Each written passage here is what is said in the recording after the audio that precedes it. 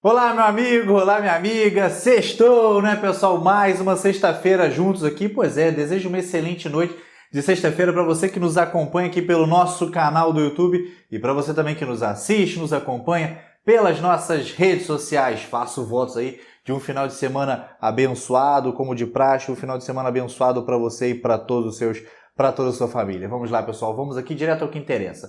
E no boletim desta noite aqui nós vamos falar sobre o fim da crise. É isso mesmo, o presidente Bolsonaro anunciou que essa situação está chegando ao fim. 2, temos novidades sobre o retorno do Renda Brasil. E 3, para finalizar, também temos aí atualizações sobre o auxílio emergencial e a sua prorrogação. Então, dito isso, vamos lá. Hoje, durante uma visita às obras de uma ferrovia na Bahia, o presidente Bolsonaro se mostrou otimista em relação ao término da crise atual que nós estamos enfrentando. Olha aí o que ele disse e tire você mesmo as suas conclusões. Vamos ver. Dizer a todos vocês, mais uma vez, da satisfação de estar aqui, junto com gente humilde, como é a raiz do nosso Exército. E nós temos um grande compromisso com a nação. É fazer com que as obras aconteçam com menos recursos ou, muitas vezes, com criatividade, como disse o Tarcísio aqui. Porque, dessa maneira, nós temos como dar esperança à nossa população e tirar o Brasil da situação complicada que ainda se encontra. Estamos praticamente vencendo a pandemia. O governo fez tudo para que os efeitos negativos da mesma fossem minimizados, quer seja com auxílio emergencial, que atingiu 65 milhões de pessoas no Brasil, quer seja com estímulos a pequenas e microempresas com créditos, quer seja investindo também massivamente na questão de meios e recursos para que governadores e prefeitos não faltassem junto à saúde, como atender os possíveis infectados, e estamos vendo, já começa a aparecer, em especial na mídia lá de fora, que a mídia de dentro é difícil aparecer boa notícia, né? Que o Brasil foi o país, um dos países que menos sofreu com a pandemia, dada as medidas tomadas pelo governo federal.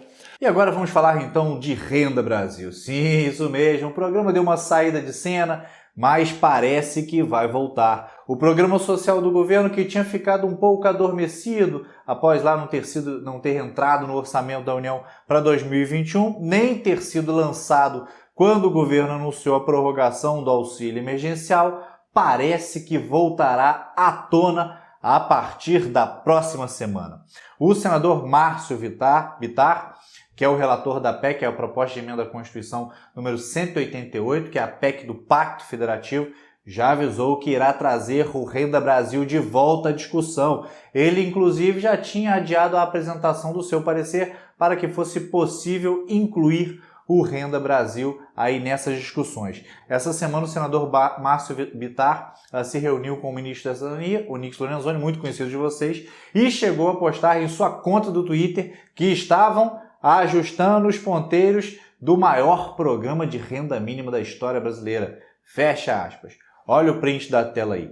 Essa PEC do Pacto Federativo trata do repasse para estados e municípios de uma parcela maior do dinheiro arrecadado com os royalties aí do petróleo e, em contrapartida, os estados e os municípios se comprometem a não usar esse dinheiro em despesas de pessoal. Então, vamos esperar a apresentação do relatório do senador Márcio Vittar na próxima semana para ver como ele irá inserir o Renda Brasil dentro da PEC aí do Pacto Federativo. Continuando, agora vamos falar da prorrogação do auxílio emergencial. Sim, auxílio emergencial de novo. Ainda não temos data de votação da medida provisória que instituiu o auxílio emergencial residual em 4 parcelas de R$300. Mas, meus amigos, a pressão no Congresso Nacional está cada vez maior. Para vocês terem uma ideia, 39 deputados e 7 senadores entraram com pedido de emenda para aumentar o benefício de 300 para 600. Mas, para o líder do governo na Câmara, o deputado Ricardo Barros, essas emendas não passam de pura propaganda eleitoral. Segundo o deputado Ricardo Barros, abre aspas, esse povo apresenta a emenda para fazer propaganda eleitoral nas redes. Não tem chance de dar mais de R$300. Fecha aspas para ele. Do outro lado está o deputado André Janones, cuja repercussão nas redes sociais tem crescido devido à sua aberta campanha para aumentar o valor do auxílio emergencial. O deputado, em recente entrevista ao Poder 360, explicou o motivo da sua crescente popularidade nas redes sociais. Veja aí o que disse André Janones. Olha só. Existe uma forte articulação entre o Palácio do Planalto e o Congresso Nacional para que essa emenda não vá em votação. Por quê? Porque a emenda tem a duração de 120 dias, então, editou ela agora no início de setembro, ela vale como lei até janeiro, quando chegar janeiro ela perde a eficácia, mas aí todo mundo já recebeu o valor de R$300. Então, a estratégia é não votar a MP, porque não votando a MP, não precisa votar a minha emenda, e não é só a minha, vários outros deputados já propuseram também emendas para que o valor do auxílio chegue a R$600, que se mantém em R$600. Então, essa é a estratégia, né? Vamos dizer assim, a Câmara matar no peito, vamos usar essa expressão, não colocar a matéria em votação para que nenhum deputado tenha o desgaste de ter que votar contra. Então, tem essa costura, tem essa articulação, e aí falei então da emenda que eu propus, falei do projeto de lei, mas volto mais uma vez para as redes sociais, para a mobilização. Por quê? Porque vai depender da mobilização, da reação da sociedade para saber se essa emenda vai ou não ser colocada em votação. E se ela for, eu acho que de qualquer maneira a gente ganha. Se for aprovada, a gente ganha no brasileiro poder, nesse momento de dificuldade, sobreviver com esse auxílio de R$600. Se não for aprovado, a gente ganha de pelo menos saber quem está votando contra o povo. Mas por que surpreendeu, Paulo? Surpreendeu porque a grande maioria das pessoas que fomentam a discussão política no Brasil, veja bem, eu não disse a grande maioria dos brasileiros, mas a grande maioria dos que formam opinião estão presos em duas bolhas. A bolha da extrema-direita e a bolha da extrema-esquerda. Criou-se uma falsa impressão de que o Brasil está dividido em dois, né? Criou-se uma falsa polarização no nosso país. Essa polarização de direita versus esquerda, de bolsonaristas versus lulistas e etc., essa polarização ela existe em alguns nichos das redes sociais, ela existe na mídia, em uma parte da imprensa. Agora, ela não existe naquilo que eu chamo de Brasil real, o Brasil de verdade. A realidade é que a grande maioria dos brasileiros, ele não levanta todos os dias da cama com o objetivo de ir para as redes sociais, ou de ir para um bar, ou de ir para um local qualquer, defender o presidente Bolsonaro, ou falar mal do presidente Bolsonaro, com hashtag ele não, ou ir defender o Lula, pedir um Lula livre, né, quando o ex-presidente estava preso e etc.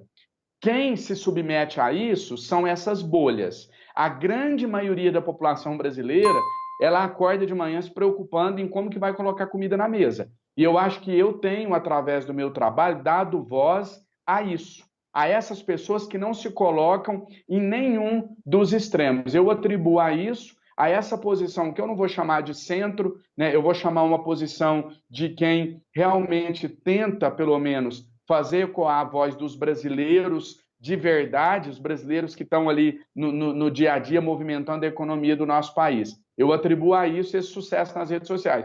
Como ele disse, se a emenda for votada, o brasileiro ganha de duas formas.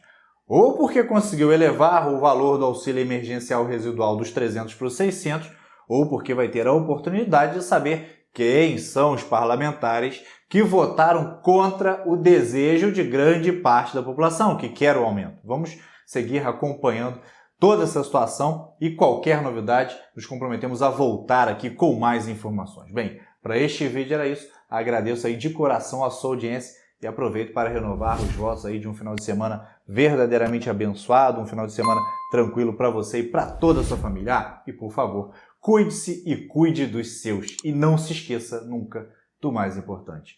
Tudo vai ficar bem, sabe por quê? Porque Deus está no comando. Sempre. Valeu! Forte abraço. Excelente noite.